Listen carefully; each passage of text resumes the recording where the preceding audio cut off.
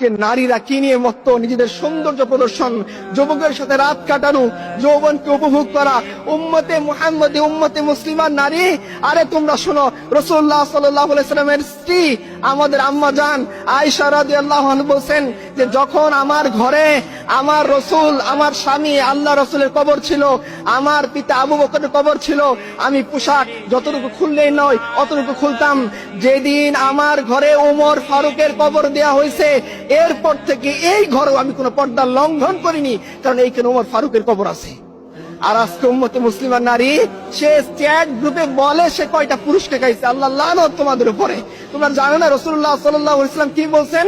তিনি বলছেন এমন একদল নারী আসবে যাদেরকে আমি দেখিনি, তারা পোশাক পরা সত্ত্বেও উলঙ্গ থাকবে, তারা জান্নাতে যাবে না, যাবে না, জান্নাতের ঘ্রাণও পাবে না।